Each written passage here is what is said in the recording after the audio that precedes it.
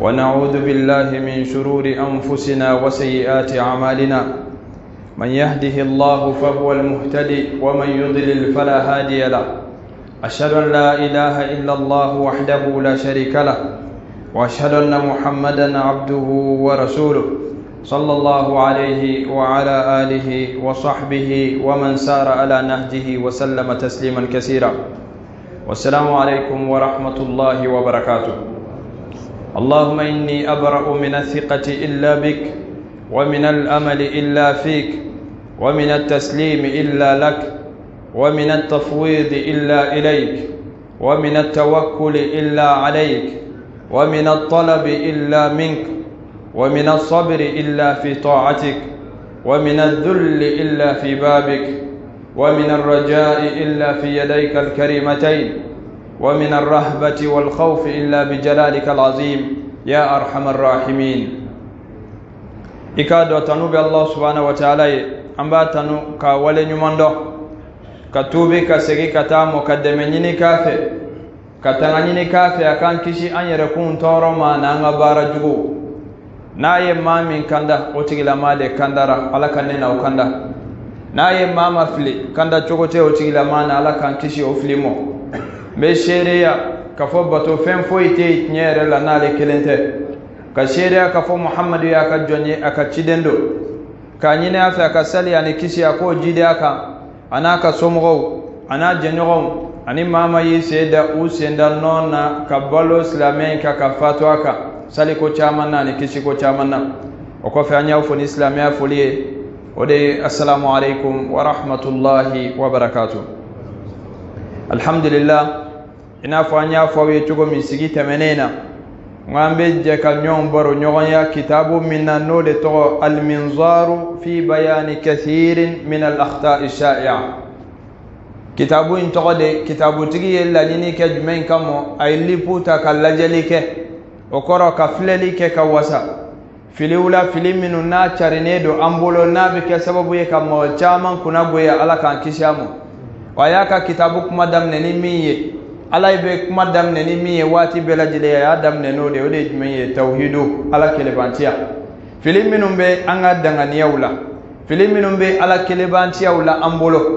akuma na ode ka sigite menei ankuma noka ko flanka foya abikla kata kla yoro flamo belebeleba ani fitini belebeleba imano ke e bora islamia la ibike kafiri ala kan kishamo fitini nimi janto hal no ti girinki kafiriya ibiso ngasi ala fe kasoro baraji foyti bulu ala kan kisha belajelemo o halisa belebeleba kuma dedo bitay jumayye adhabuhu wan nadhru lil quburi aw al mauta shirkun akbar akoka kantigalike walma kaddafa lenta shuwi koni mbela jelebi jate flanka foya bilebele baye ma chamanta do ubakir ako kantigeli mi flani Allah subhanahu wa ta'ala bi kanto aka kitabu baina ba'da a'udhu billahi minash shaitanir rajim qul inna salati wa nusuki wa mahyaya wa mamati lillahi rabbil alamin لا شريك له وبذلك أمرت وأنا أول المسلمين. ni aya inde bayira kwati ben e ka kantigeli ke fenwere ni alate o de la kuma nunu fenfe be fo dalu de bala qur'ane kono ibe ma chamanye sisa ala ka hinana ala ka anu bela jele kanda ibe do kambe ba fa ay kuma fenwere o kasaka ni to wallahi ne ka tawhidu manye na fatika bara toshida wano manye erete jaire solo islamiyala ala kira ya kanyena maya bele ke abika mawole katani konno numo ebe joni ko minun na ko ko bawte ni lebe ke sababu ye katani ye tasmana ala kan kisiamu fika ni de nyanyini ka don folo bi soro ka wole ko islamé ebe soro ka wole sakika islamiyya ka kene nga ebe yere dambe kata islamiyya mo femi mbanye ani femi mbatnye eto nyanyini ko don yoro ibaraide o kantigali mi flani ni de daluye ala ko akachide mo kafo eka seli ani ka kantigeli ika nyene maya ika saya ni mbela jile ala portale intayo mi fe bela jile tigiye ko o ala ye jumaye o de maye mami ni kafo nyogontala mami de me nyogontala fente ani mi be sanga ako wa bizalika umir afu ye kenya mariyara udoronde la wa ana awwalul muslimin ma mi ya yereba kumbe di ala modi bole ko islame al istislamu lillahi ki yereba kundi alam wa aya mbe mu irana aba irana kafo kama anna salata lillahi wahdahu fannusuku wadhabhu lillahi wahda seli be ke ala kelen chogo minde kantigali fana be ke ala kelen yo chogo de la ati be ka kantigali ke fe were minte alay ati be ka kantigali ke sira were fe minte alay nya mariya sira minka oti ben fiyo odela aya wera unana sura wera la ala ba fanye fasalli li rabbika wanhar seli tigiye ika kantigali ka fana amma chaman bebi ube do flanka fo yakono e ba sura be faye ko jine ugo giga nin kantige ene yo kantige e be sali la dongodo ne mo nyenyini ko don o ko ni ye bole de islamia la e be ka sali ngana fatiga sali la e be ka sali asali intemine se ala te flanka fo ka bara mine koy ala be ma be ka bara mine fo na bora flanka fo la ale ka bara ti yala ala fi se kafiri do ala de yikale akwate do aljina kono pero ni ala ko minte do jol mi se ko la do ako innahu man yushrik billahi faqad harrama Allahu alayhi aljanna koni mami flanka fo yake ko tigen kala ali alami kali ay aljina ko tigen ka harami okoro don jogo tala aljina kono o bara nunu ni mo nyanyini ko don e bi sengada ma chama de baby aba fo ko jina ko ka kantige like karima sine ko nin kantige tani saraka inta ka kantige tani inta ka kantige saraka yere koro imi jamana ngona ya mo yere mo nyini ko o koro yere do folo ebe boli son chama nge bo wele ko saraka o te saraka ide koro de be saraka la saraka ye fenyu mon badi abidi dese bato mo minu na kaka wala sai ka baraji soro enga dobe na fe ko nimbaga kantige ta misi blema nyini ka fagata misi jema nyini ka kantige akorta ka kantige sani duguje anye siri ka kantige angoni mine ika fiya tigala ika faga e be kala kan bela jele wele ke be saraka bola te saraka bola de be boli sondela woni ne ka tia jamana en kono ya kosobe ni bora sita kata badala bita mo usigile soraka mo minum be afo kwa kulu sigi kunyi ku ka bara jmenyi ko ka saraka misiu kantige mo goyo wala sa pa keto ko kanye ko chama be kuta keto ko do wallalo mo do be tu joya kanye ko rofana ko ya ala bato dai ni ka ba boy telma ko birila ka kamene na no fodo mi abuka islamia gelesa akana na ko tema danga wallahi atika gelede ni de yake tugo ni de ayere islamia mi ni ala ya damo de ode ni o bara mi fleni ati be ka sali ke fenwere ye chogo minde ni ala kelente ati be o chogo kele na ika kantigeli ke foye ni Allah subhanahu wa ta'ala kelente ka keni kononje ya yere ka ke ki yere majini Allah subhanahu wa ta'ala e ma yali lahiya mi be faga alay mo fo lahiya ke bari ala akale asugo ale mo ta'ala ajoli ale mo ta'ala ale mo be jumeina ala ode ya kantigera ku min kam ala yesra ya min bala ala yesra ya min na kantigera kam ka kantige ala jati kam ni ya kantige o kam ala kam ibi soro ka na fasoro ma chama be o senga de do ni ko na ko so bede do be abu nye ko hali soti se ga jo fi ka misifaka ni ki be ka so bili toro kano kede ka so ma joli bon amoru fana bon nege bi ka yasin de kala ka so ma joli bon o tike ko ngobe ma garzige sidide la hawla wala quwwata illa billah be fendo ke bo kete kulu ni misi wasaka daga boy dala o ba soro ka bato be tinye sambi woro seli yo min ke ka compter bla 0 la ala fe ka fiye kafiri mo na bitemoka dongo do ibi kana misiri la dongo do de kon be bara nyumauna nga ja be ka bara min ke ala mo taala parce que islamé kal nisi ba min be to ere masibo kon ala fi jatele de islamé wa ngan janto de anga ko nunu nyenyini ka don ko sobe sayyidina ali ka kuma do be ay mi min ka bo ala kira allah sallallahu alaihi wasallam abe mufa ako la'ana allah man dhabaha li ghayri allah ala ka danga be ma ko ma mi kantigeli ke fe were min te alay akantiga jinewi akantiga ni yoro kuma de be angani sonta angani keta jine ko ganin faga afara ko ganin sonni keta o ko ala ka danga be ma ko mama kantiga li ke fe were min te alay ko ala ka danga bi ko angan jatto de ni ma mi feka segini kitabu mo ibta sahih muslimu daile ka laje iba sura kono o fe mi ye ka dafaleta yoro fana ka jago ki dafale ma nyumauna o chari ne bado jamana in kono ya do ba fa dengo be na ni ye den soro men dafale ni ma nyumaina ni ye den soro men ke alay o tibe dafale yere bakhilu kala batode dafale ye fe nyumam bay nga tibe aka ke fe were minti alay o de la halika dafale ka fo ala ni ye nindia mfana be ninke o bakhilu kala batode doni bo fe o kanuninte ko sube kuma infamu ama fiye ko haramu do de me o kanuninte do ka fo sa den ko benna ala ni ye den noyanye me kalo kelensu ala ni ye den noyanye me kletansu ala ni ye den noyanye be ni sarakati mbo o bakhilu kala batode min chekan e ba ko ke folo de bi soro ka fo ala ni noyanye ni ke ba ni fe kan ni noyanye o de chekan ni bi dafale ala la nga femi kati dafale ma nyuman dola walma ki dafale fenwere la o ye fenye femi na baliledo Allah men ikado ka fo dafale fem bilbile badi Allah subhanahu wa ta'ala bolo abi mufaka qur'ani aya la ba'da a'udhu billahi minash shaitanir rajim wama anfaqtum min nafaqatin aw nadartum min nadr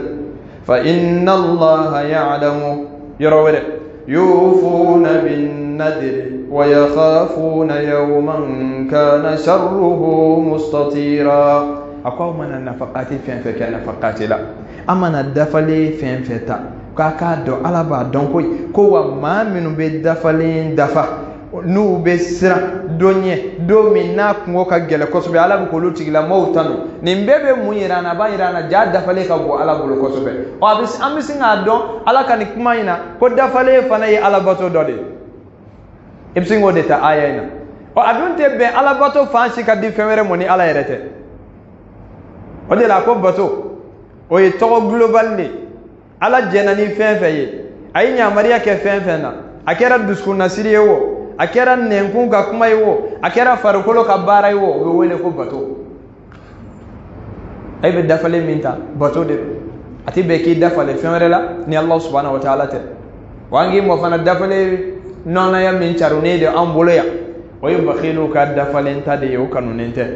ala ni kenye fana be nike o kora na ma ke ta ke kuma koroto de e ko ala de no ya ni de no ya be ni sarakati ni de ma no ya yedo e se ba ke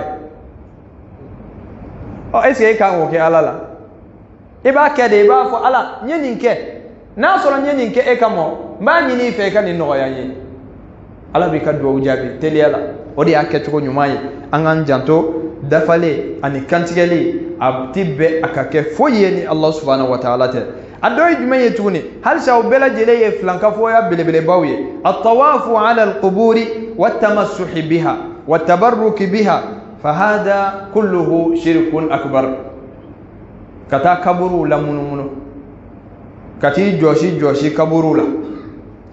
kata buguru ta kabarka nyini nayi kati noro akogola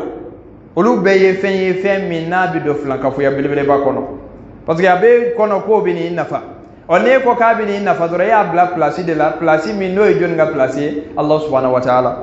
wa tawafu min flani hali ba ya al-kaaba min bi tawafu bato bilbele bado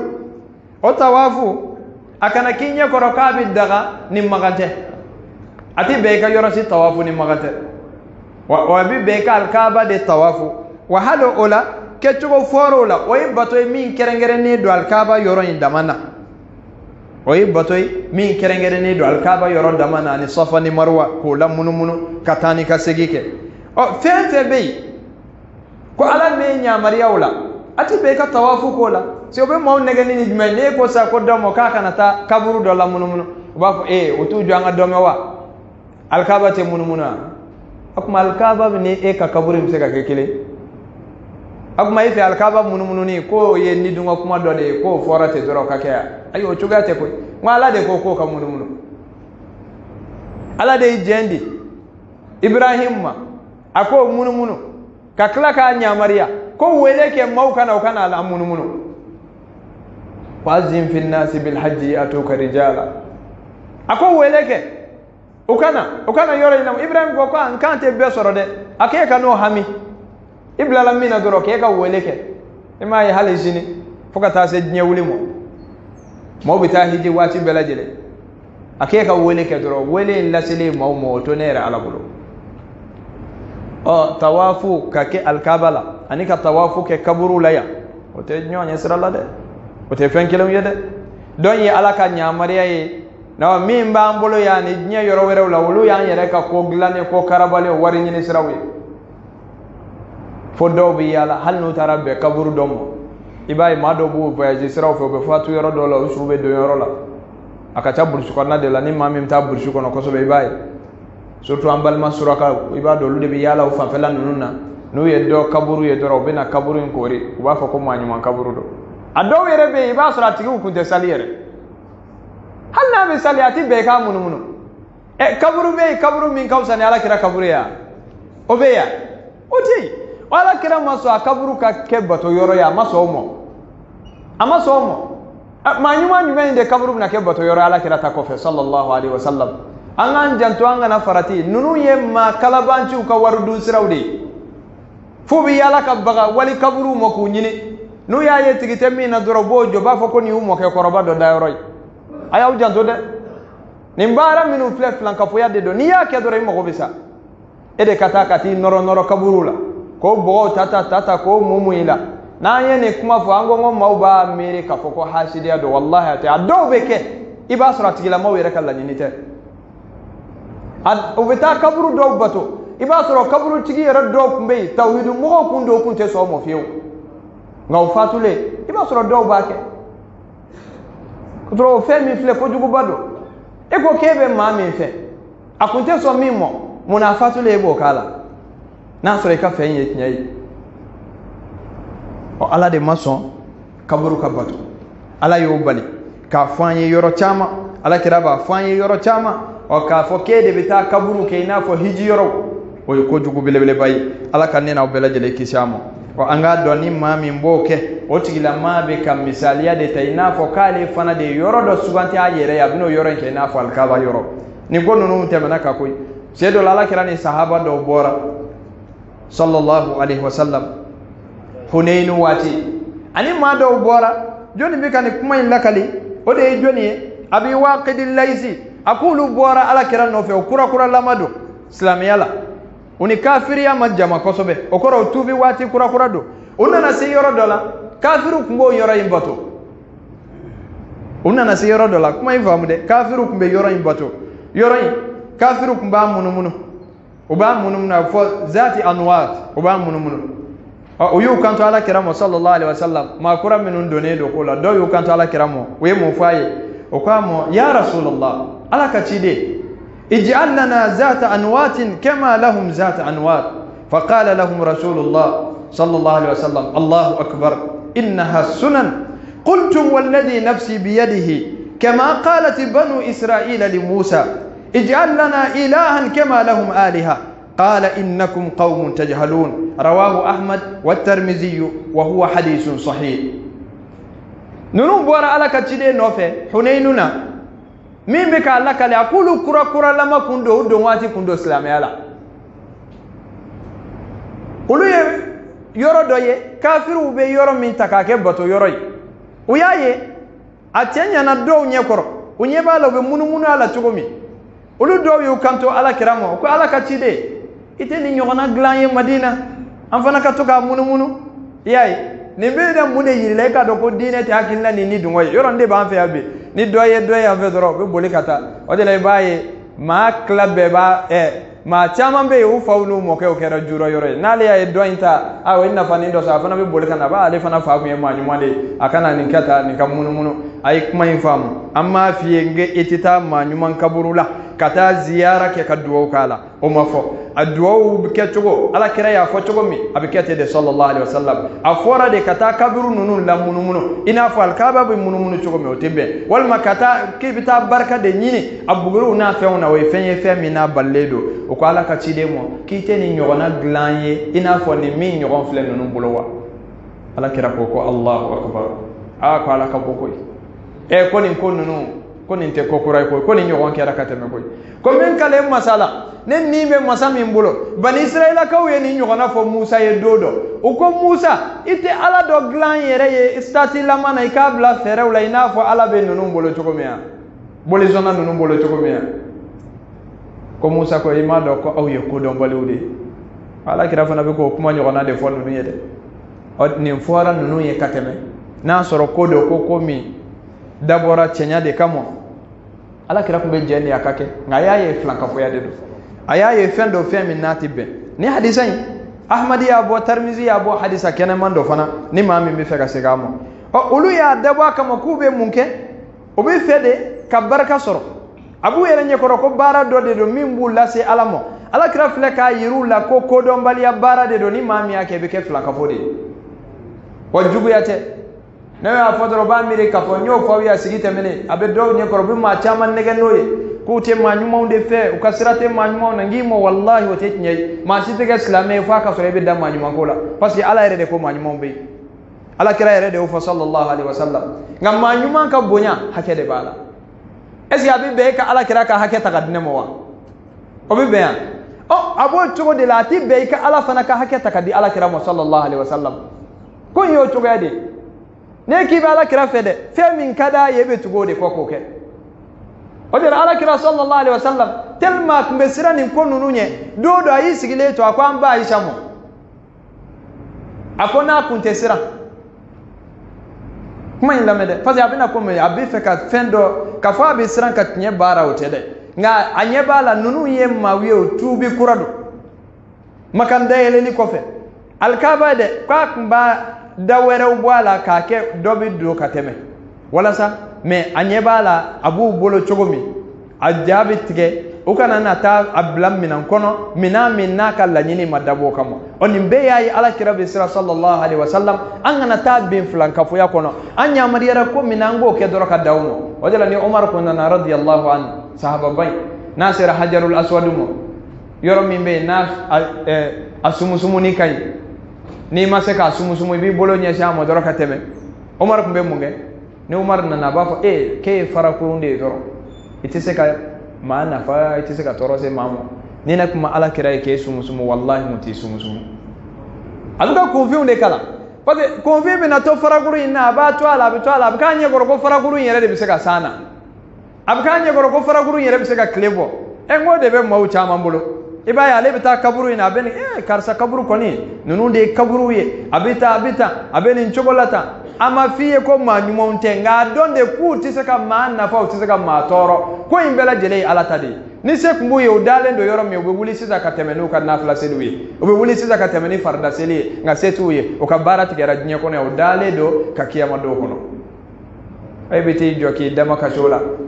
sango gelera ay sana balo masoro ay balo ko no ya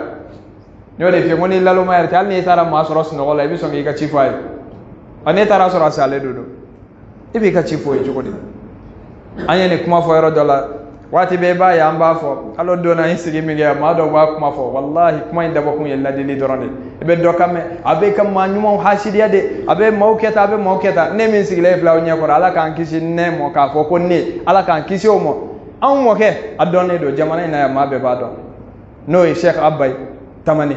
bela jere ba do ma kun do tauhidu tigido ala kun ya bonya ka karama kai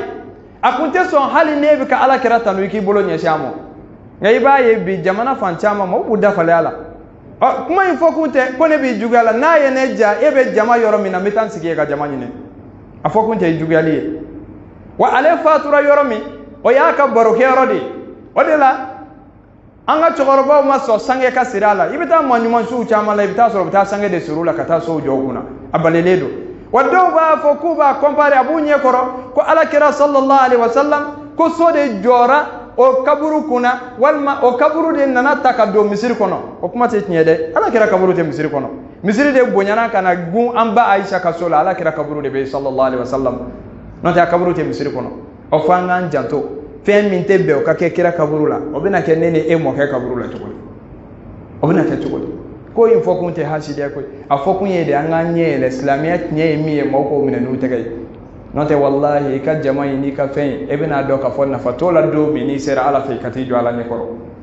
e bina do ka fo ko te fo nyeye e be ka minu wele uli nyo na jonde e be ka minu wele e be ka kungo de sumo e be ka minu wele utise ka hera sama kasimo e be ka minu wele utise ka toro nyoni ka bika wallahi utise e nu be so lo be da chenchena nubu dola se ola dumu be kulongo far sokola wa nubu sola baw bita defleke o kaburu sanfɛ wa adaw yɛrɛ be hali ya nulu ka fatu lubu ku ka kaburu la be folo ka ke wari nyini yoro ka bla o dewnya la hawla wala quwwata illa billah ala ka famu nyuma ndam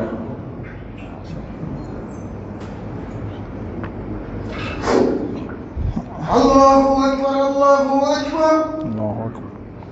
Allahu akbar Allahu akbar أشهد أن لا إله إلا الله أشهد أن لا إله إلا الله أشهد أن محمدا رسول الله أشهد أن محمدا رسول الله هيا على الصلاة هيا على الصلاة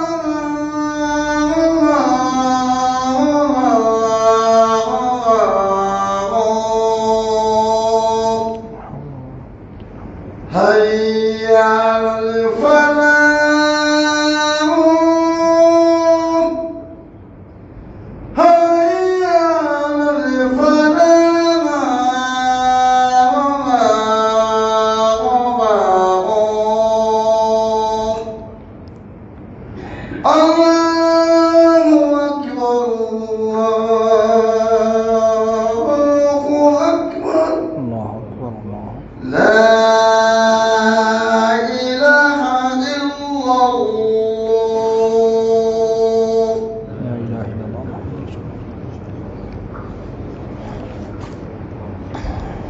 الحمد لله رب العالمين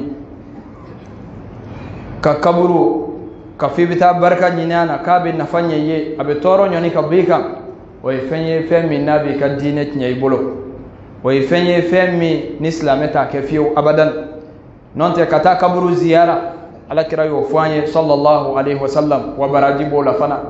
وبنيدو باسي فويتولا غما وچامان تو فكوي وبجمعين fe min kadulu ni yere yokoke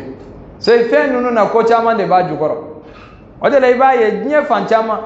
ma minu ye ni namara nunu ke kosobe nu qualifier le do ala kateme beka o de rafidawi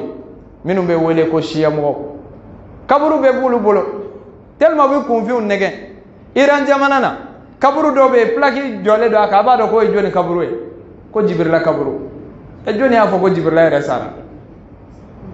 o kaburu be bu bule be confiant nege wallahi na wari u bora ka kuma me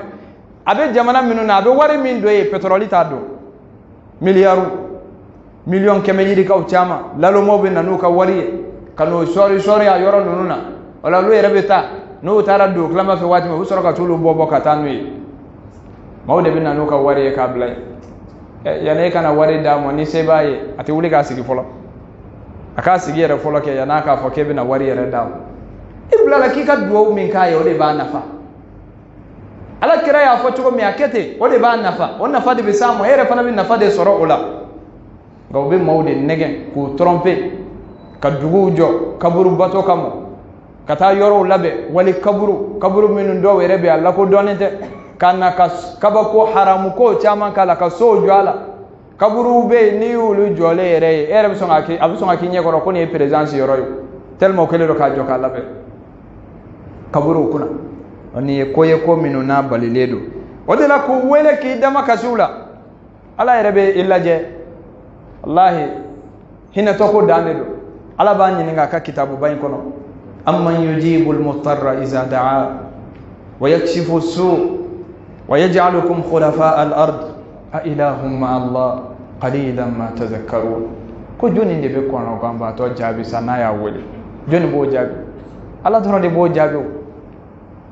joni de be se ka ko jugo wuli ka bwanga joni de yanke nona blaidu holoka ebe kam manyuma mi fo na sura kuma se ka yere nafa na sura kuma se ka toro nyoni ka bo ayere ka akume sawa akunte sakoy na sura kuma se ka yere lafiya ngoni kuma sen so wa ama fi ko manyuma ko te nyede ayo yoro infamu ambo foko tani kasi parce que obi mawde nege noye obi ka ma chama de nege noye abi mawnye korode ko ne kon ko de kebe ke tawhidu mai ko koro kete ma bonya o tet nyede alaka waliyu chama bakumbe nyode fiengonga alaka waliyu be ka chanchogo mi shetane ka waliyu yere ka chani alaka waliyu wa shetane ka waliyu riba sura ka chalo ludi be daraja usoro no de manyuma on chama temena ko manyuma on chama alai kabako karamo ke maminu ye Abdullah ibn Abbas abe sahaba bami to me wati bela jelena wajuli kala udda ala jombay ashube do domi wiya blad denge kono ka bogo ka dala doro mawye qur'ane kalankan do me foka mawu jatike sita do abuka boyoromi alay kabako ko chama ko ye anga ame folo ko kaburo ko mawuta ka to dafale no okera jamana ngone abike chukudi ega mesa qur'ane kalanga bodo kaburu la doro abike chukudi e mamino be kata baga falimo ko bato ni qur'ane kalam bora kaburu la luto no fo ko kawsani ala kira sallallahu alaihi wasallam kabe fo ya wodo ba fo ki kata uluka kaburu ziyara ko baraji ka boy kata hijila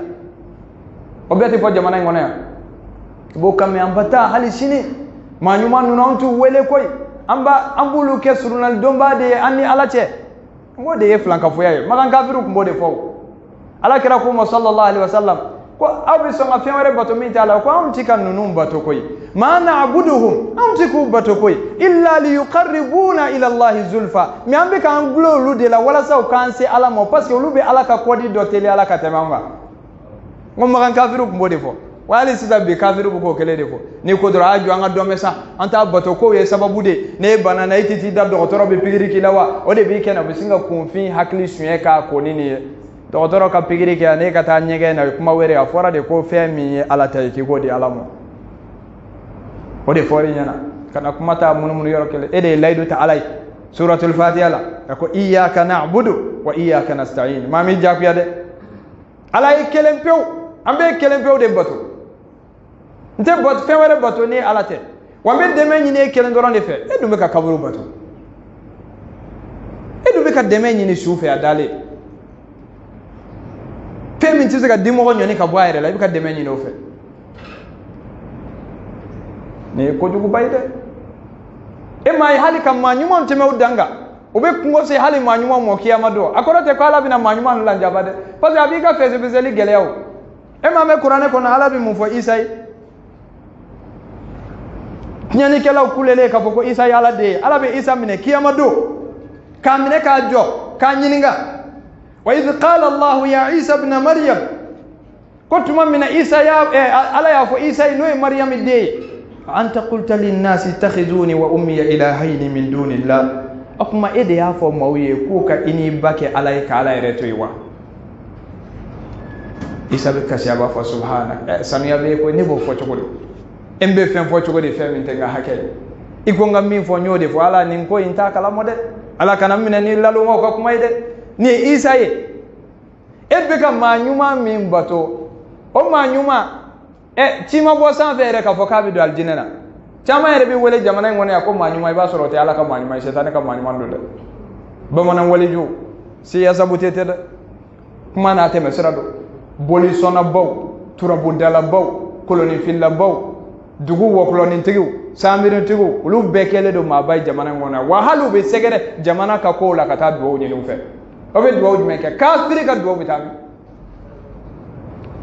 ko woklo ba bolo doro jama ba ko karamo yere bota ko ke jamana ma ba do ka soro kafiri do amana jama soro chugo kafiri do kafiri de aka duwa ti tayro shi akomandi alaye e ma mi tugu ka kanu fana kelengo ka ala kele ka do kungo bi ni ala che ante dabbe ka wali yalla de odela anga almamin bannu nun ka kuma do almamin bannani ulubbe ka kuma de ni Abu Hanifa Malik Shafi Ahmad ala ka hinabu bela jele mo ko na yaye mo gobe tama ji sanfe foga folo ko wuli anofe yoro ka ba ko de ayaye mabi do tasmana ka bo hali sishiti ka ka glokila ka kana so aye folo de fa ka laje si ala kirai min fa be ko kewa sallallahu alaihi wasallam oni yoro inde am jeabi jamaka ke do ko doro walma tigi ka kaba ko ni do ke doro walma ka feni do kay o koni o fa bela jele be ke fe ba ka daji be fura keleke asugune be fura keleke dɔgɔtɔrɔso tanya be jamana ina ka kɔrɔ Gabriel Touré faale do Ponge faale do itini sugune ke ka mo furakɛ sa corona nana isugune be mi idaji be mi ite mo furakɛ aya to anga nyele anga famu masi jugete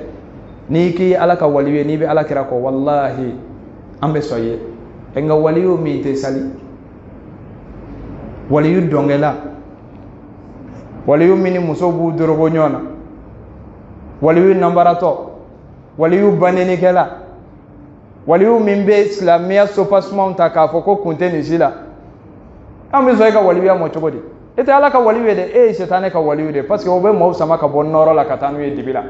o de ka chan fe abi jamana en ko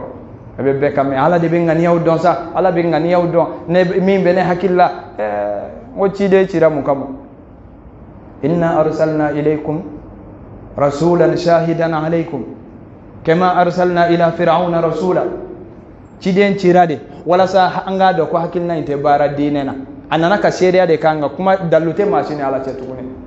no kunte bede be na kafu ala ne kunya no woni yoro inde do jamma fam ko yi ko ne be ni ya fanye de mo cide blala kana de kam ka yidi la ko hakilna te wama kana limu'minin wala mu'minatin idza qada Allahu wa rasuluhu amra an yakuna lahumul khiyaratu min amrihim ati beni ala na ka cide ye min ke nya mariya ko ay ni ke wal may ni to e ka fo kebina sugantili ko ko la ko na ngala de yoro min kay o koro de islamay man koro de yoy an janto ambe farati bilbile bala ma nyumaw ulubey ala ka ma nyumam bawbe o chaman tebena wa chaman be kalon be dawla kalon baw o de ba abaro bo kata se ma nyumam badomo o ma nyumay kalon baw be dala bi nye kono o be tariqa u fa kulu semi ala kasoro wallahi nye kunte alaykum bi ala kiraka sunna de ka ami ijenge hali sinkele o de joni Abdul Qadir Jailani rahimahullah ala jomba kundo kalo min be dala jamana ngone ya yoro ma nyuma on chama bite o be kalo ni maw nanu kofe o bosi go be kalo baw tige o ba fo ni yaketa kasoro kuma site tnyai ngwa ambe kani kuma min fa ya dallu de bambulo an yere min sigile flaw nye koro ya wallahi anga toroba abe balola no e buye ba yala ka shini kene adamu do tara dugu dola bursu kono dugu dola kata fo ye ko be ka shoke surafanai be girina shoka o ya sanga ke surafanai anye kuma indo ka nyenyini ka sege atara soro mami yafo ko shokoro de kunga cha kura bola kale kam mina kunna gala ka ya dabo de kam ko ga ya fa mala kam wa konu nu bebe tani nambara de la iba be kalo de damma chama na kasoro kuma nunu te tnyai o Abdul Qadir Jailani mawba la kali abi fok mawla ko do kai to salila ayato salila yoromi abi duklama fi sella kalande do be kerefe o be somi koni abi salila ko noro basinga poy kurante yele nyumante kasinga sogonna ke ba fok le gwandere dere akashira ko auzu billahi minash shaitanir rajim ayo fo yarom dero dibidona aklala selila yoromi kalande umbe kaba ko yara kle bora sufe oko ko ni ejume ko noro bora ke jati gere ko auzu billahi minash shaitanir rajim ko dibidona akwa were fe ko ni emuye ko an woni fi ala yi bonya ka karama ka pase ukme ala bato min ke ube ala bato chogomi ulu yere fe ka ala karama de kai